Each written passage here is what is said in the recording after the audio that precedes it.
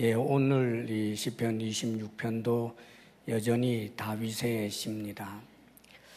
다윗이 이 시를 쓰게 된 그 배경이 언제인지는 이제 정확하게 나와 있지 않은데, 다윗이 아주 그 마음이 잔뜩 상해 있습니다.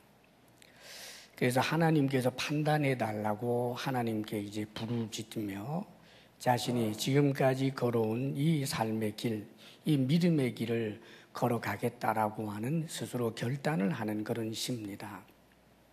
시의 분류 중에는 이제 비탄시에 속하게 되는데, 이건 뭐냐면 사실 다윗의 생애에는 정말 그 하나님의 말씀을 따라 살았지만 모든 이들의 존경과 사랑을 입었던 것은 아닙니다. 굉장히 많은 미움을 받고 또 아주 이 다윗을 정말 흉악한 사람으로 그렇게 취급하는 그런 이들도 많이 있었습니다. 왕이 되기 전에는 사울 왕, 인본주의자지요. 그 사울 왕의 이해관계 때문에 이제 공식적으로 그 나라에서 말하자면 다윗을 왕좌를 탐내는 아주 그 반역자다라고 하는 식으로 꼬리표가 붙어 있었고, 그리고 왕이 되고 난 다음에도 이 국내외적으로 이 인본주의적인 그런 욕심 때문에 혹은 정치적 야심 때문에 계속해서 이 다윗을 아주 나쁘게 그렇게 평가하는 정적들이 또 많이 있었고요. 사실 다윗이 만약 이 시대에 살았더라면 아마 보통 많은 사람들이 들은 풍문으로는 아마 다윗은 정말 흉악한 사람으로 그렇게 규정되기 쉬웠을 정도입니다. 사실 그에게는 어느 세대나 통할 만한 아주 명명백백한 죄가 있었기 때문에 아마 이 시대라고 할 때는 더하겠지요. 지금 사실상 지금 다윗이 이 시를 쓰게 된 것 그래도 추정하기는 아마 압살롬의 그런 이제 반역과 압살롬의 그 반역도 너무너무 마음이 아프지만 들려오는 소리들, 특별히 시므이라는 사람을 통해서 다윗이 모욕을 겪은 적이 있잖아요. 가거라 가거라 이 비루한 자야, 네가 그렇게 네 아들에게 쫓기게 된 것은 사울 집안의 그 피를 네 손에 가득하게 묻혔기 때문이다. 이 살인자야 가거라 가거라 하면서 이 시므이가 돌을 던지는 일도 경험을 했었지요. 그러니까 다윗은 이제 그런 여러 가지 무고한 그런 억울한 그런 이야기들을 들으면서 사람인데 그런 소리가 들릴 때 왜 마음이 아프지 않겠어요?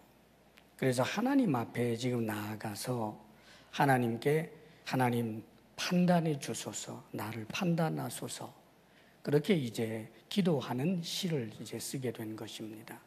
그러면서 특별히 그가 아주 놀라운 이제 표현을 쓰고 있는데 완전이라고 하는 단어입니다. 1절에 보게 되면 내가 나의 완전함에 행하여 싸우며 그렇게 이야기를 하죠. 그리고 또 보게 되면 11절에 나는 나의 완전함에 행하오리니 그럽니다.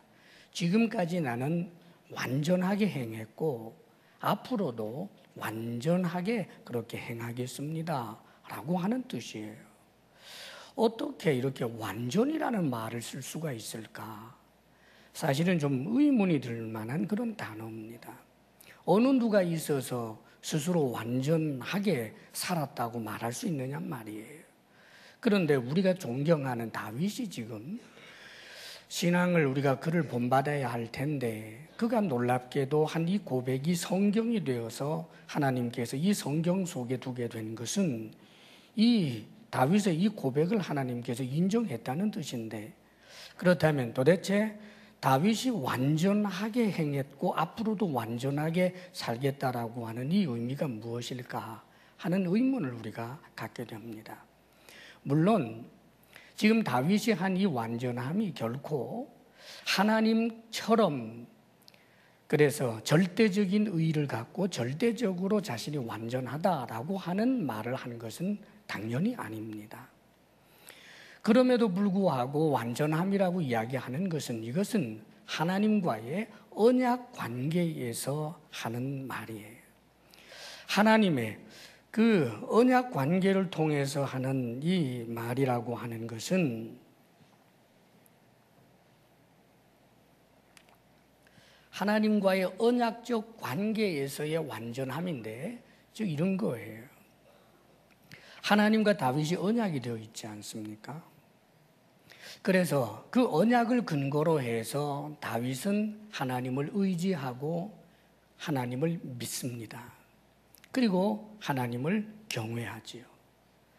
이 언약 관계 내에서 하나님께서는 다윗을 보되 늘 인자하심으로 보시는 거예요. 그러니까 언약의 관계 속에서 다윗이 하나님을 철저하게 의지하고 하나님께서는 인자하심으로 다윗을 보아주는, 그래서 일종의 법정적 용어인데 하나님께서 다윗이 흠도 없고 무슨 티도 없는 그런 완전 무결하다라고 하는 것이 아니라 인간으로서의 약점과 부족함이 있음에도 불구하고 하나님이 인자하심으로 인정해 줄 만한 완전함을 말하는 거예요. 그래서 이런 완전에 대한 이 단어들을 노아에게도 사용하신 적이 있고 아브라함에게도 사용하신 적이 있습니다. 그러니까 사랑하는 여러분, 이것을 우리가 좀 더 이해하기 쉽게 말한다라면 이런 거예요. 예수 믿는 내가 우리 주님을 사랑하고 그분을 의지하면서 동시에 우리 주님이 나를 사랑한다라고 하는 사실을 내가 온전히 인정하고, 그리고는 하나님의 말씀 따라 살기로 최선을 다하는 것. 다시 말하면 자기 자신의 양심에 거리낄 바가 없을 만큼 정말 최선을 다하는 그런 삶을 완전이라고 표현하는 거예요. 지금 이 완전해야 뭐 구원이다 이런 이야기를 지금 하고 있는 것이 아니에요. 하나님께서 내게 주신 은혜가 너무나 크기 때문에, 그래서 내 신앙과 혹은 도덕적인 여러 삶에 있어서 하나님 앞에서 내가 최선을 다하는 삶을 살고 앞으로도 그렇게 살 것이다, 이렇게 결단하는 내용이라는 말이지요. 신앙생활에서 우리가 주의해야 할 것이 있습니다. 일리는 있는데 항상 위험한 것이 있어요. 사람은 누구나 다 죄를 짓는 거야. 인간은 하나님 앞에서 죄인이 아닌 사람이 없어. 맞습니다. 그러나 인간은 누구나 죄를 지을 수밖에 없는 존재이기 때문에 죄를 지어도 괜찮아, 이건 얘기가 달라지는 거예요. 이 죄에 대한 문제가 특별히 우리 그리스찬들이 예수 그리스도 십자가 구속의 은혜를 너무나 값싼 은혜처럼 만들어버리면 안 된다, 그 말이죠. 죄를 지으면서도 마음 한곁에 그래 나중에 가서 내 회개하지 뭐, 금요일 날 가서 잘못했습니다 라고 말씀드릴 거야, 이러면서 죄를 짓는다. 그게 정말 회개가 되겠습니까, 여러분? 사랑하는 여러분, 하나님께서 나를 보시면서 정말 너 잘 살았다라고 평가해 줄 만한 그런 사람이 되기 위한 최선의 노력을 경주해야 하는 것이 그리스찬의 삶이에요. 그렇기 때문에 사도 바울도 늘 예수님을 믿으면 구원이라고 하는 사실을 가장 강력하게 주장한 사람이 바울인데, 뭐 할례를 받아야 한다, 어떤 무슨 예식들을 해야 한다, 뭐 정결 예식 뭘 해야 한다라고 하는 그 당시에 그리스찬이면서도 유대교 쪽에 그 율법을 굳게 붙들고 있었던 사람들의 그런 논리들을 철저하게 차단해내면서 예수를 믿음으로 의를 얻고 구원을 얻는다라고 가장 강력하게 주장하는 사람이 사도 바울인데, 수많은 바울의 서신들은 믿는 사람들에게 끝없이 요구하는 것이 완전이라고 할 정도의 엄청난 도덕적인 혹은 윤리적인 하나님의 말씀을 따라 살아갈 것에 대해서 요청합니다. 육신의 소욕을 따르지 말고 성령의 소욕을 따라라. 네가 죄를 짓는다면 네가 곧 죄의 종이 되는 것 아니냐. 그러므로 죄를 짓지 말고 의의 종이 되어라. 이 말을 누가 하였는가? 바울이 한 거예요. 바울 자신도 내가 선한 싸움을 싸우고 나의 달려갈 길을 마치고 믿음을 지켰으니 이제 후로는 내게 의의 면류관이 예비되었으리라 그럽니다. 이 의의 면류관이 나는 예수 믿었으니까 그냥 의의 면류관이야 이렇게 이야기한 게 아니에요. 예수를 믿는다는 것, 선한 싸움을 싸운 거예요. 악한 영과 대적하며 불의와 이 세상 잘못된 문화 풍조를 거스려 정말 영적 싸움을 해낸 것, 그뿐만 아니라 달려갈 길을 달렸다라고 말합니다. 취미생활 방불한 그런 신앙생활이 아니고 마치 100m 달리기 선수가 저 표대를 바라보면서 죽도록 달린 것처럼 그렇게 달려갈 길을 마치고 뿐만 아니라 자신이 가진 그 믿음을 지켜냈다는 거예요. 그러면서 이제 나에게 의의 면류관이 예비되었으리라 그렇게 고백하는 것을 보게 됩니다. 우리 주님께서도 신앙생활을 이야기하게 될 때 자기를 부인하고 날마다 제 십자가를 지고 나를 따를 것이니라라고 요청하셨다는 사실을 기억해야 합니다. 우리 주님께서는 우리에게 요구하시는 것이 절대로 낮은 수준이 아닙니다. 예수를 믿으니까 죄 좀 지어도 용서, 하나님 앞에 잘못했으면 잘못했어요 라고 말 한마디로 다 된다고 생각하는 사랑하는 여러분, 그것은 진정한 의미에서 회개가 아닙니다.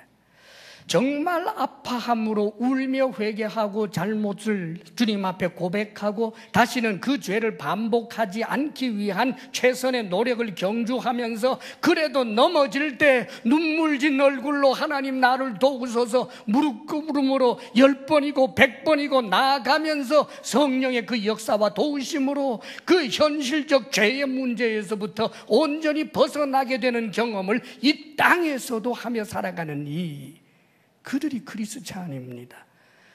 할렐루야. 여러분, 죄를 쉽게 가볍게 결코 생각하지 않기를 바랍니다.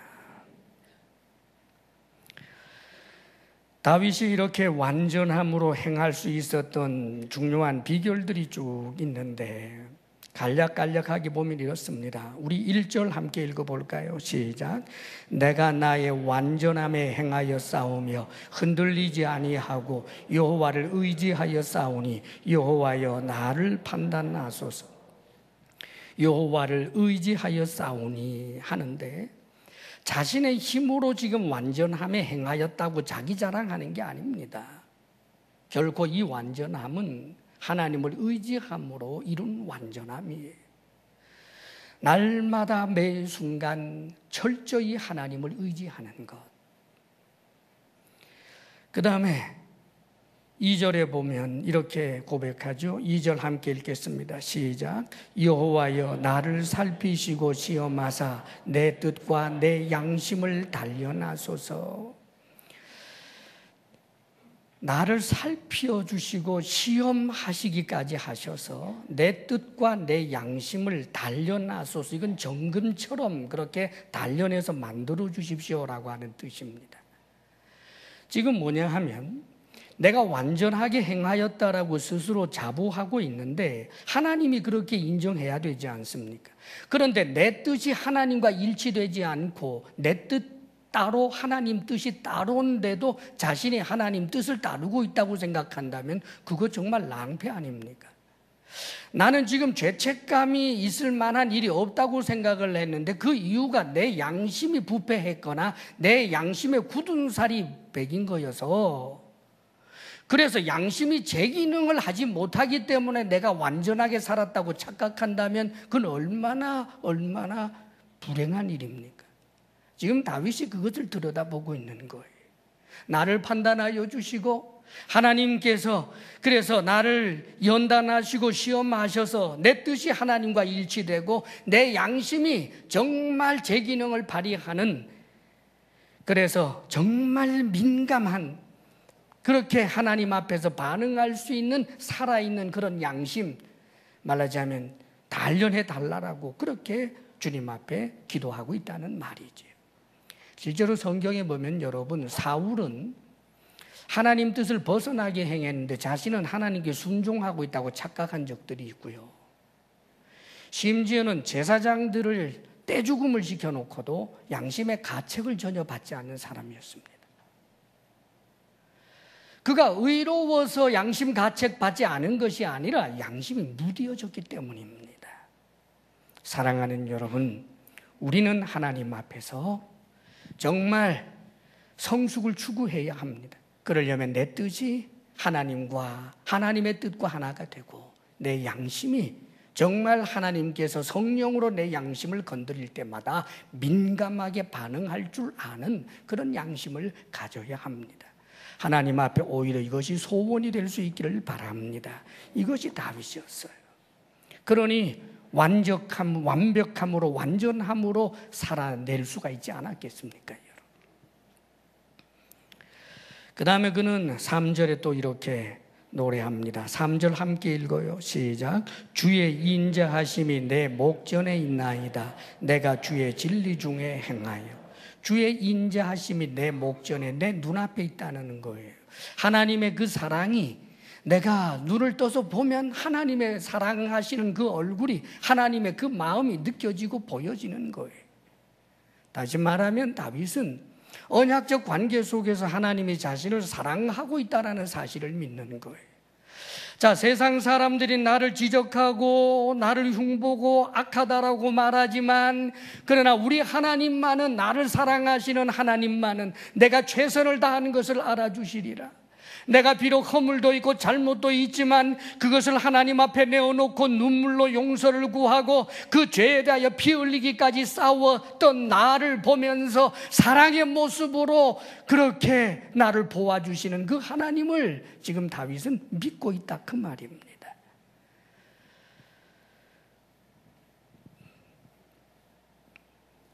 그리고 또 한 가지는 내가 주의 진리 중에 행하여. 주의 진리, 이것은 나의 진리가 아니라 주의 진리예요. 세상의 가치관이 아니라 주님의 가치관이에요. 다시 말하면 하나님의 말씀 안에 거하여 하나님의 말씀을 따라 살리는데 최선을 다해 왔기 때문에 정말 스스로 생각해도 하나님, 내 힘의 최고치까지 나는 그렇게 살아왔습니다, 이런 고백을 할 수 있었던 것입니다. 너무 멋있지 않아요? 나는 할 수 없어. 진작 포기하고. 내가 어떻게 하나님 말씀대로 살아? 아예 못 살아. 아예 도전도 하지 않는, 그것을 당연하다고 여기는 것이 옳겠습니까? 다윗도 사람이고 나도 사람인데, 바울도 사람이고 나도 사람인데, 욥도 사람이고 나도 사람인데, 정말 주의 말씀을 따라 살아내고자 하는 그런 거룩한 열망이 과연 우리에게 있느냐, 그 말입니다. 흔히 성도들이 착각하는 것 가운데 하나가, 특별히 이제 야곱을 굉장히 만만하게 보더라고요. 야곱 교활한 사람도 하나님의 은혜를 입었는데 내가 그래도 야곱보다는 낫지. 정말 나은지 한번 볼까요, 여러분? 야곱이 물론 속이는 자였습니다. 재물에 대한 욕심이 많은 사람이었고, 그런데 그것이 야곱이 정말 흉악할 정도로 적극적으로 속이는 그런 유형은 원래 아닙니다. 아버지 이삭에게 축복받기 위해서 아버지를 속일 때 누가 등 떠밀었는지 아세요? 엄마예요, 엄마. 엄마가 막 꾸며줬다고요, 양털 가지고. 그러니까 엄마 이러면 안 되는데, 그러면서도 물론 그것까지도 어머니 그러면 안 됩니다, 이래야 되지만 그 정도까지는 못 갔어요. 그러나 어쨌든 야곱이 속이는 자였고 감히 아버지를 속이는 좋지 못한 일을 한 것 맞아요. 그러나 그가 부모님대로부터 들어왔던 하나님과의 언약의 관계의 이 부분을 자신이 죄를 짓고 이제 외삼촌 집으로 가던 길에 인격적으로 주님을 만나게 되잖아요. 그래서 들어왔던 그런 언약적 관계가 아니라 이제는 하나님과 자기 자신의 언약적 관계가 생성이 되게 돼요. 그렇게 주님을 만나고 결단을 한 다음에 여러분은 주목해야 합니다. 이 야곱이 완전히 달라졌다고요. 외삼촌 집에 갔을 때 외삼촌은 자신을 끊임없이 속여도 자신은 안 속여요. 그뿐 아닙니다. 나중에 이제 일을 할 때도 얼마나 성실하게 일했는지 몰라요. 그리고는 큰 부를 이루어서 돌아올 때 자신의 형 에서가 군대 400명 거느리고 달려온다라는 이야기를 듣고 하나님 앞에 기도를 하고 난 다음에 야곱이 그 대처하는 그 수단을 내는데 어떤 분들은 그것을 아주 간교한 거라고 그러더라고요. 그렇지 않습니다. 지혜입니다. 어마어마한 양의 선물들을 이렇게 여러 번 나누어서 보냅니다. 그 선물이 여러분 적은 게 아니었습니다. 뭐 얼마나 많은지 몰라요. 그러니까 염소떼, 그 다음에 또 양떼, 그 다음에 소떼, 그 다음에 나귀떼, 이게 수백 마리씩이 된단 말이에요. 그 엄청난 양들의 그런 선물들을 이렇게 나누어서 보내요. 나누어서. 이게 누구의 것이냐 그러면 당신의 종 야곱이 존경하는 형님에게 보내드리는 선물이라고 전하여라. 그럼 받고 나는 기분 좀 좋아지는데 또 그러고 또 오고 해서 기왕이면 마음의 감동을 극대화시키려고 한 건데 그걸 여러분 간교하다고 하면 안 되지요. 나중에 정말 에서를 만나게 되는 현장에서는 어떻게 했는지 아세요? 자신의 그 아들, 딸들과 그 다음에 처자식들을 전부 뒤에 두고 도망갈 수 있도록 말이에요. 그리고 자기 자신이 앞장서서 나가는 거예요. 그리고 7번 절을 하면서 나아갑니다. 내 생명을 형님에게 바친다는 뜻이에요. 맡긴다는 뜻이에요. 나를 용서해 주십시오 하되 용서의 그 모든 유무를 형님에게 맡긴다 그 말이에요. 비무장으로 자기 혼자 지금 7번 절을 하면서 나갑니다. 단칼에 목을 쳐 죽일 수 있는 상황이에요. 얼마나 놀라운 사람입니까 여러분. 사랑하는 여러분, 에서가 간교했다라고 하는 생각만 하지 말고 간교한 야곱이라고만 생각하지 말고 그 간교한 야곱이 진실된 하나님의 사람으로 변했다는 사실을 생각해요. 내 속에 하나님을 만나기 전에 야곱의 그런 본성들이 고개를 들 때마다 주의 말씀을 붙들고 날마다 자기를 부인하면서 주의 십자가의 길을 갈 수 있는 하나님 사람들 되시기를 축원합니다. 아멘, 아멘. 특별히 주의 진리 중에 행하는 것에 대해서 조금 더 구체적인 말씀이 여기 4절에서 5절까지 말씀이 있어요. 4절 말씀을 함께 읽어볼까요? 시작. 허망한 사람과 같이 앉지 아니하였사오니 간사한 자와 동행하지도 아니하리이다. 여기 허망한 사람이라고, 이 허망하다라고 하는 것의 원어적 의미가 허탄하다 혹은 무가치하다 그런 뜻입니다. 혹은 무익하다. 그러니까 허망한 사람이라고 하는 것은 하나님 앞에서 절대로 가치가 없는 일에 대해서 열심을 내면서 살아가기에 그래서 본인 자신이 무가치한 사람이 된 것, 이것을 허망한 사람이라고 표현하는 거예요. 이런 허망한 사람과 결코 같이 앉지 아니한다. 그를 본받지 않는다. 그와 깊은 정을, 교제를 나누지 않는다. 그 뜻입니다. 그리고 간사한 자와 동행하지도 아니하리라 라고 말할 때 이 간사한 자라고 하는 것은 숨어서 행하는 자, 속이는 자, 즉 위선자를 말하는 거예요. 그런 사람, 동행하지 않는다. 사랑하는 여러분, 이 4절에서 우리에게 주시고 있는 중요한 말씀이 있어요. 하나님 앞에서 무가치한 일에 열심을 내는 것과 그리고 이 위선을 행하고 있는 그런 이들과 친밀한 교제로 자기가 들어가지 않겠다는 거예요. 우리가 신앙 고백하는 것 가운데 성도가 서로 교통하고 교제하는 것을 말해주고 있는데 이것은 친밀함을 말하는 거예요.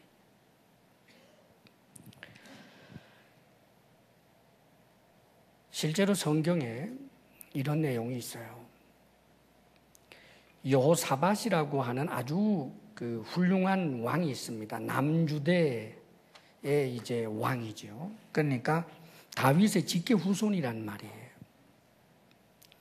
남유다 이 여호사밧이라고 하는 왕은 하나님을 정말 잘 섬겼고 또 찬송으로 언젠가 한번 그 모압과 암몬 연합군들을 완전히 격퇴시킨 아주 놀라운 그런 전성을 가진 사람이 여호사밧입니다. 하나님이 인정해 주시고 아주 기뻐해 주시는, 그래서 성경에서 여호사밧을 칭찬해 주지요.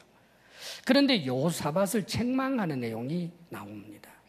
그게 뭐냐 하면 여호사밧이 이스라엘의 왕 아합하고 교제를 하는데 이 친밀도가 지나치게 높았어요. 뭐가 그렇게 아합이 이뻤는지는 모르겠는데 이 북왕국 이스라엘 왕 가운데 아합은 아주 대단하게 나쁜 자잖아요. 우상 숭배자고. 그런데 그 사람하고 친밀도가 깊어지다가 나중에는 이 아합의 딸을 그냥 며느리로 받아버려요. 아합의 딸이 아달랴라고 하는 여인인데 이 여인을 자신의 며느리로 삼았는데 나중에 이 여호사밧이 죽고 난 다음에 그래서 이 여호람이라고 하는 아들, 아달랴의 말하자면 남편, 이 여인이 남편을 그냥 조물조물 해가지고 성경에 틀림없이 이 왕이 자신의 아내의 말을 듣고 우상숭배에 빠졌다고 기록이 돼요. 그리고 8년 만에 죽어버립니다.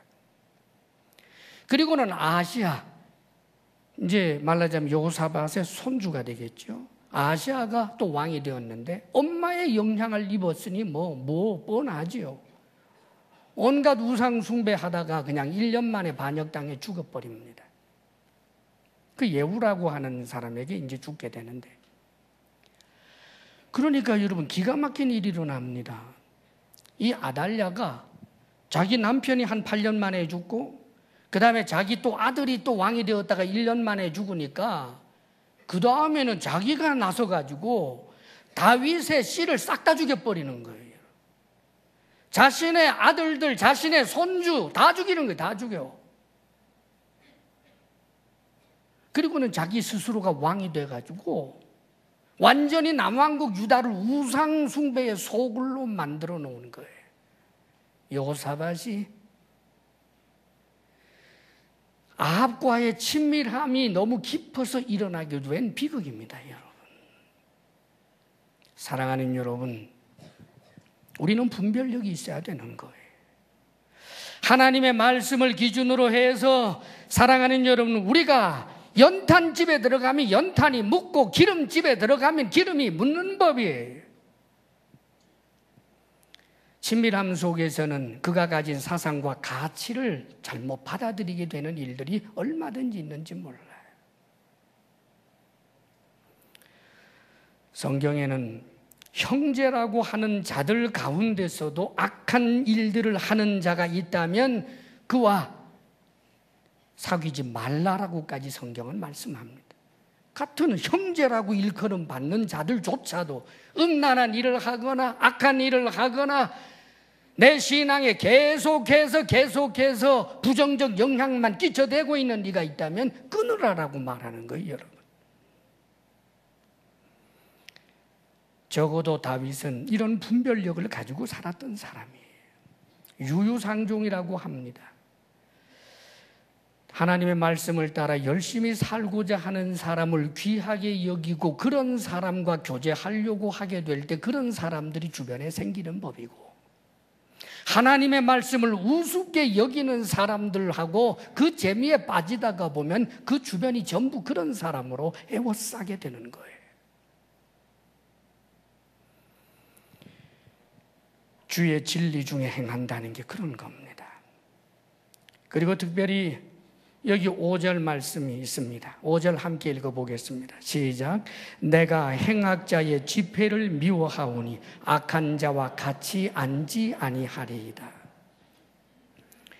이 행악자의 집회라고 할 때 이거 악을 행하는 사람의 집회, 그러니까 뭐 너무나 당연하게 거기 안 갈 것 같이 생각하는 거예요. 그런데 여기서 말하는 행악자라고 할 때는 도덕적으로 이 사회적으로 온 사회가 악한 것이다라고 규정한 것을 사람들이 모여서 이야기하는 것, 집회를 하는 것, 모여서 권리 주장하는 것, 거기에 가지 않는다라는 그런 뜻이 아닙니다. 성경적 의미에서 이 악함이라고 하는 것은 하나님을 하나님으로 인정하지 않고 주의 백성을 대적하고 하나님을 미워하는 사람들, 다시 말하면 우상 숭배와 같은 것과 다 연관이 되어 있는 이야기라는 말이에요. 악이라고 하는 것은 하나님의 집, 즉 하나님과 저 세상도 악의 공통 분모들이 있어요. 성경 말씀에도 악이라고 하고 세상도 악이라고 하는 공통 분모들이 훨씬 많지요. 가령 도적질하는 것, 거짓말하는 것, 뭐 직위나 직권을 이용해가지고 남의 핏바람 먹는 이런 갑질하는 것, 이것은 성경 말씀도 세상에서도 똑같이 그것은 함께 악이라고 규정해요.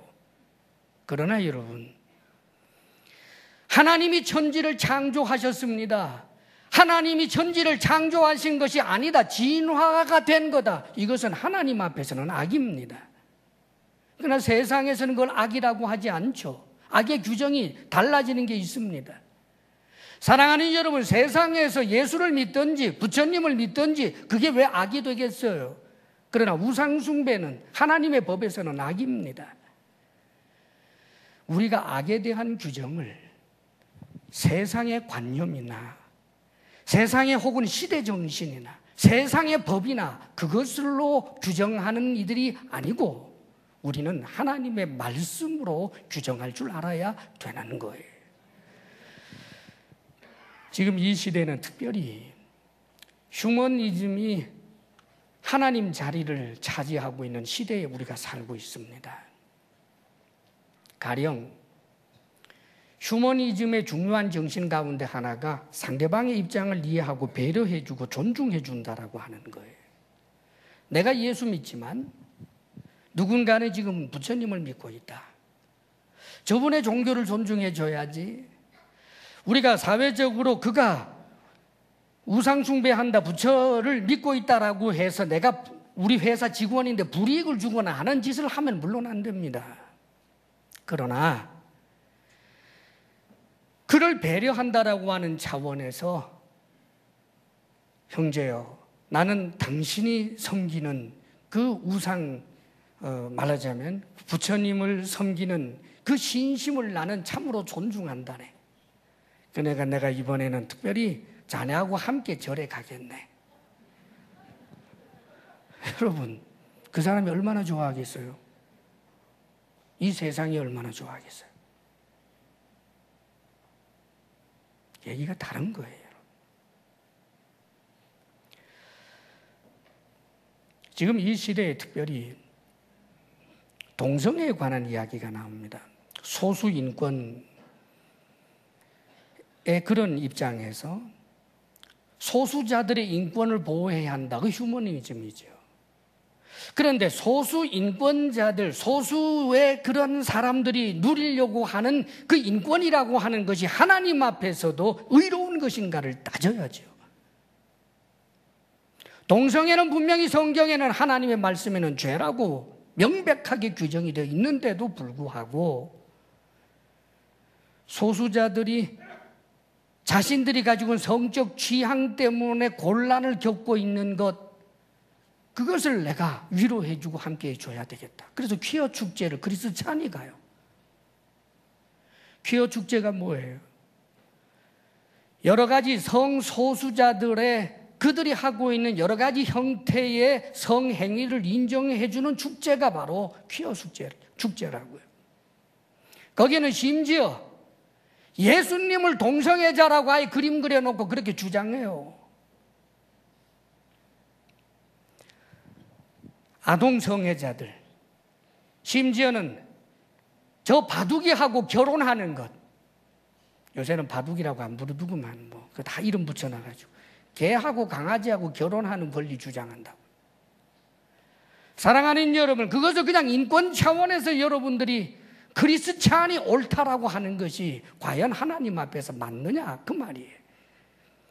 문제는 이런 일들을 하는 이들, 이것이 오히려 이 세상에는 지금 대세가 되었다는 말이에요. 가령 예를 들어가지고 자, 소매치기 하는 사람들이 자기들끼리 모여서 200명이 모여서 소매치기의 권리를 보장하라 그러면 아마 여러분 다 비웃을 거예요.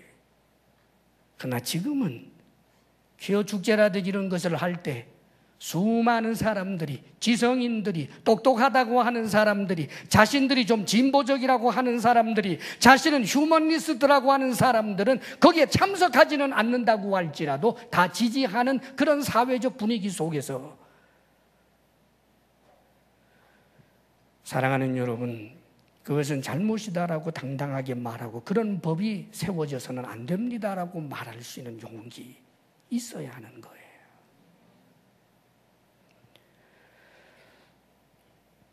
만일 우리가 하나님의 말씀을 따라 사는 것 때문에 저 사람은 보수주의자라고 한다면 보수주의자가 되십시오. 내가 하나님의 말씀을 따라 살아가는 것 때문에 저 사람은 너무 진보주의자야라고 한다면 그냥 진보주의자가 되십시오. 사랑하는 여러분, 우리는 하나님의 말씀, 진리 중에 거하고 진리를 따라 행해야 하는 하나님의 사람이라는 사실을 한순간도 잊지 않기를 바랍니다.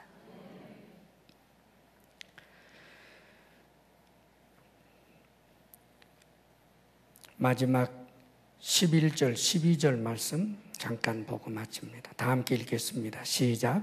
나는 나의 완전함에 행하오리니 나를 속량하시고 내게 은혜를 베푸소서. 내 발이 평탄한 데에 섰사오니 무리 가운데서 여호와를 송축하리이다. 나는 나의 완전함에 행하오리니 결단을 하면서도 나를 속량하시고 내게 은혜를 베푸소서 그럽니다. 지금 다윗은 자신이 정말 흠도 티도 없을 것이라고 단정하고 있는 게 아니에요. 속량이라고 하는 것은 값을 대신 지불해 주는 것을 말하는데 예수 그리스도의 십자가 구속의 은혜로 이 말씀이 성취되는 거예요. 하나님이 대신 값을 치루어 주지 않으면 안 된다는 걸 안단 말이에요. 하나님께서 인자하심으로 나를 도와주시지만 그러나 거룩하신 하나님은 하나님만큼 거룩해야 하고 하나님만큼 의로워야 하고 하나님만큼 완전해야 하는데 그런 자가 아무도 없습니다. 그러기에 속량이 필요한 거예요. 예수님의 십자가 구속의 은혜 말입니다. 사랑하는 여러분, 예수 그리스도 십자가 구속의 은혜가 참으로 값진 이유는 내가 죄에 대하여 피 흘리기까지 싸우며 몸부림을 쳤기 때문에 그 사죄의 은혜가 은혜되는 것입니다. 죄의 낙을 즐기는 자에게 있어서 예수 그리스도 십자가 구속의 은혜는 은혜가 아니고 죄를 짓게 하는 수단밖에 되지 않는 것입니다. 여러분, 우리 주님이 내 죄를 위하여 십자가에 못 박혀 죽으시고 나를 용서하는 것이 너 이제는 죄책감 갖지 말고 마음껏 죄 지으라고 하신 일이겠습니까? 그럴 리가 없지요. 한 손으로는 예수 그리스도 십자가 구속의 은혜를 날마다 인정하고 붙들고 그 은혜를 구하고, 또 한편으로는 내가 주의 말씀을 따라 살기 위하여 끊임없이 주를 의지하고 주의 말씀을 붙들고 최선을 다하여 완전함에 거하겠습니다. 이렇게 살아가는 것이 그리스찬입니다. 주과 주님께서 함께 하시는 참으로 멋진 삶이 되시기를 주의 이름으로 축원합니다. 아멘. 기도하겠습니다.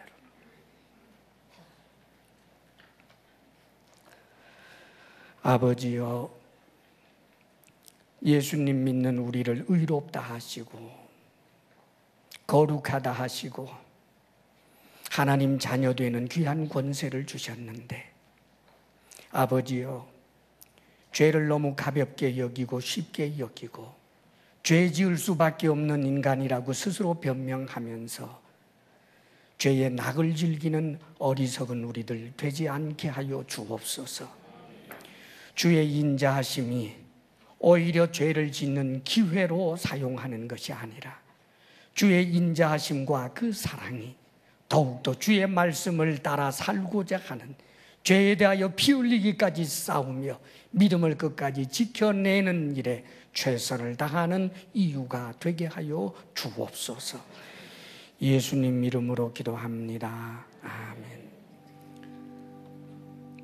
아버지 하나님, 주의 인자하심과 우리 주 예수 그리스도의 구속과 그 크신 은혜를 오히려 죄의 기회로 삼아 죄 지을 수밖에 없는 자로 자기 자신을 규정하고 사실상 죄 짓는 것에 핑계 삼는 우리들 되지 않게 하소서. 다윗처럼 치열하게 말씀을 따라 살며 바울처럼 믿음을 지키고 살아. 오 주님, 내가 할 수 있는 한 완전함에 행했습니다. 의의 면류관이 내게 예비되었음을 믿나이다. 그렇게 고백하는 우리의 삶이 되게 해 주옵소서. 주님 앞에 주의 사랑하는 성도들이 감사로 예물을 올려드리오니, 아버지여, 주님께서 주신 것 가운데 다만 구별하여 올려드리는 것이오나 우리에게서 난 것처럼 받아주시고 비록 적은 것이나 크게 여겨 받아주시기를 간절히 원합니다.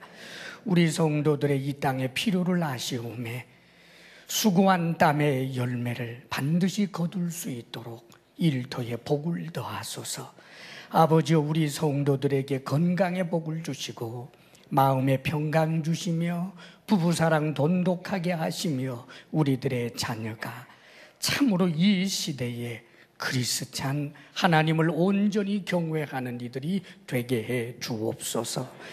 이제는 우리 주 예수 그리스도의 크신 은혜와 하나님 아버지의 한없는 사랑과 성령의 교통하심과 충만케 하심이 할 수 있는 한 완전함에 거하겠습니다.